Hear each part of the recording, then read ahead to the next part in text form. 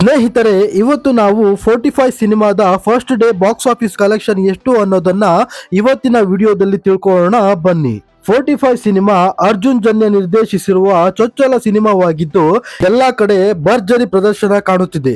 ಈ ಸಿನಿಮಾವು 100 ಕೋಟಿ ವೆಚ್ಚದಲ್ಲಿ ನಿರ್ಮಾಣವಾಗಿದ್ದು ಡಾಕ್ಟರ್ ಶಿವರಾಜ್ ಕುಮಾರ್, ಉಪೇಂದ್ರ ಹಾಗೂ ರಾಜ್ಬಿ ಶೆಟ್ಟಿ ಅವರು ಪ್ರಮುಖ ಪಾತ್ರದಲ್ಲಿ ನಟಿಸಿದ್ದಾರೆ.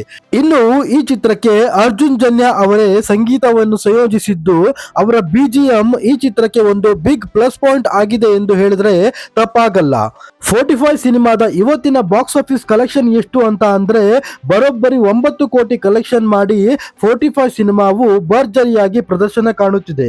ಹಲವಾರು ವಿಮರ್ಶಕರಿಂದ ಪಾಸಿಟಿವ್ ರೆಸ್ಪಾನ್ಸ್ ಪಡೆದಿದ್ದು ಶಿವಣ್ಣ, ಉಪೇಂದ್ರ ಹಾಗೂ ರಾಜ್ಬಿ ಶೆಟ್ಟಿ ಅವರ ಪಾತ್ರ ತುಂಬಾ ಅದ್ಭುತವಾಗಿ ಮೂಡಿ ಬಂದಿದೆ ಎಂದು ಎಲ್ಲೆಡೆ ಪ್ರಶಂಸನೆ ಪಡೆದುಕೊಳ್ಳುತ್ತಿದೆ.